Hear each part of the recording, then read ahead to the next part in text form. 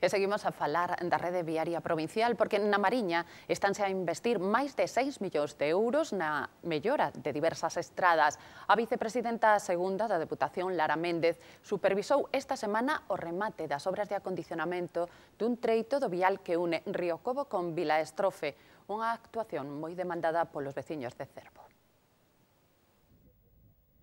Este treito de 3 km na vía provincial que une Riocobo con Vilaestrofe foi asfaltado con aglomerado en quente e nos vindeiros días acometerase a súa sinalización horizontal e vertical. A súa mellora era unha bella reivindicación dos veciños que quedaron moi satisfeitos co acondicionamento realizado. Mellorou muchísimo, Jesús, muchísimo. Antes estaba...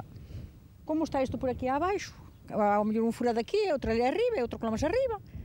A vicepresidenta segunda, acompañada de técnicos e veciños, supervisou o remate das obras. O organismo provincial xa acondicionara outro treito deste vial de Cervo en 2008. Nos atopamos, cando entramos no goberno provincial, que o antigo goberno había deixado unha obra inacabada, como nos tiña acostumados últimamente, que tuvemos que finalizar e despois un tramo obviado completamente. E o que nos non entendemos é que se poidan facer arreglos das vías provinciales a treitos e que queden outros sin telos previsto nin en consideración. A Deputación tamén acometeu a mellora deste muro de contención que se desplomara polo deterioro da estrada. Ao parecer, o muro se desprendeu, esta xente desta casa, ao parecer, foron polo Concello, o Concello dixo que era obra da Deputación e aquí todo Dios pasou de largo, hasta que eu vin aquí, falei no con Lara e, aparte deso, se empezaron as obras e se realizaron. Os veciños de Trasbar tamén poderán disfrutar este ano dun remodelado campo de festas grazas ao plan de comunidades veciñais. O conflicto xerado polo retraso no pagamento dos comedores escolares xestionados pola Xunta deixouse sentir na provincia de Lugo. Malia que non se poido evitar a supresión do servizo en 3 centros, a presión exercida desde os concellos co apoio veciñal surtiu efecto para evitar o peche dos comedores dos colexios de Muras, Negueira de Muñiz, Vilalba, Cervantes e Rivas de Sil. Cando recen as críticas contra a Xunta por falta de fondos nos comedores escolares, en Rivas do Sil as nais recuperan a tranquilidade ante a decisión que ia tomar o goberno autonómico de sustituir o servizo do comedor do colexio por un catering privado. Creen que calquera alternativa á supresión do servizo afectaría tanto a alimentación como a atención dos pequenos. Os nenos teñen un bon menú por moi pouco diñeiro e manteñen o posto da cociñeira. Entonces a forra, a verdad, tampouco saberíamos exactamente ata que punto sería unha forra real económica, que sería a única forra económica. Do resto, desde o noso punto de vista, sería todo negativo. Poucas cousas positivas lle poderíamos atopar. Ante isto e co temor de que a medida da Consellería puxera en perigo a continuidade do centro escolar, a resposta do Concello foi inmediata. O que fixemos foi convocar un pleno extraordinario urgente, ademais, que fixemos unha convocatoria urgente para mostrar o noso rechazo, porque nós entendíamos que a suspender un servicio básico como é o de comedor, é dicir, isto parecía talmente que levaban camiñado unha seguinte fase que sería a supresión do colegio. Malia que de momento a denuncia municipal surtiu efecto para manter a actividade do comedor como ata o de agora, o alcalde asegura que o goberno local seguirá de cerca o tema ante a posibilidade de que xurdan novas alarmas que poidan perxudicar os intereses do colexio. Nós vamos estar sempre á defensiva neste tema e o primeiro síntoma que notemos de que hai algunha falta de servicios, ali o vamos a denunciar e ali estaremos ao frente dos veciños para que eso non suceda. Con Rivas de Sil foron 8 os colexios da provincia que se viron afectados pola medida da Xunta, nos que en 3 deles, o de Ribeira de Piquín, Cervantes e Urol, aplicouse definitivamente o peche do servizo.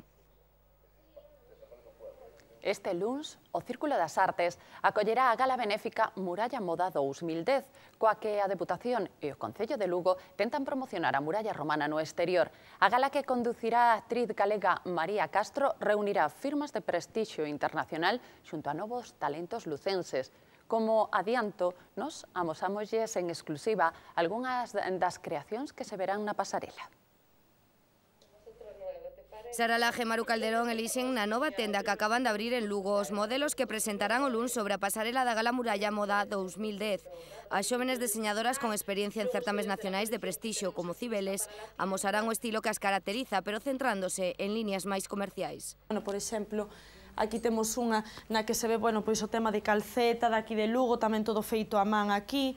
Entón, bueno, pois, para a parte de verán, é un pouquiño nesta liña na que, bueno, pois, temos desde prendas totalmente espora, prendas moi de festa con lentejuelas e brillos. Despois, a nosa idea de firma que é un pouco mezclar todo eso, pois que poidas levar unha chaqueta de lentejuelas con un vaquero e unha sudadera.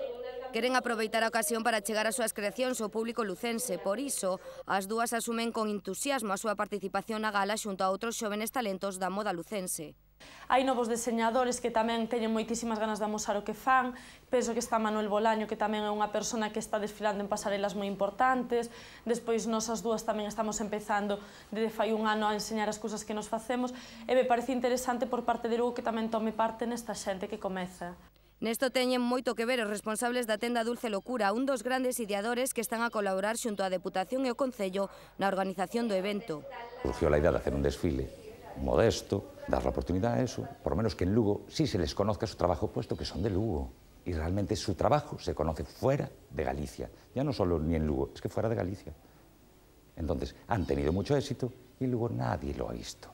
Eles encargaránse de deleitarnos coas últimas tendencias para esta primavera-verán, da man das firmas de maior zona da alta costura internacional. Todo esto que vamos a enseñar es eso, destinado más pues, al vestir, a la ceremonia, a la boda, o sea, entre unas edades que vale tanto para la chica joven como para la señora, contando con los diseñadores, en este caso italianos, que, bueno, son los reyes para mí del diseño, y después una firma francesa que es la reina del glamour.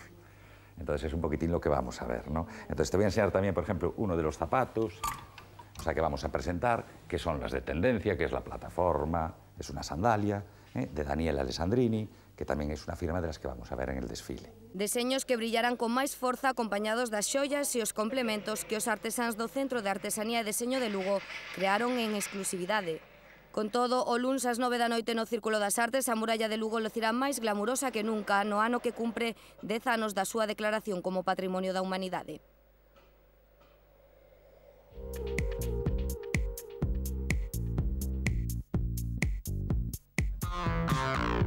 Esta fin de semana celebrarase unha edición especial de Kilómetro Cero a Compostela que se suma ás que xa fixeron os deportistas Chus Lago, Fernando Romai e os xogadores do Breogán.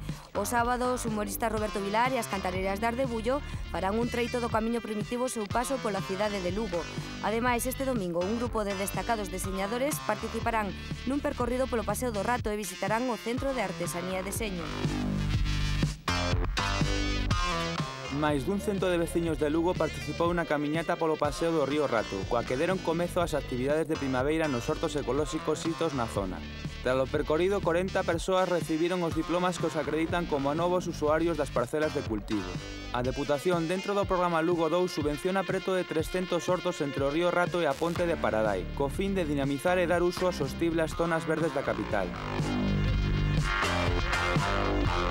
Un grupo de alumnos franceses do Instituto Castelano de Médoc da rexión da Aquitania foron recibidos esta semana no Pazo de San Marcos. Os rapaces participan nun programa de intercambio co Centro Educativo de San José. O obxectivo desta iniciativa é compartir a cultura e poñer en valor o patrimonio das cidades, ademais do intercambio lingüístico.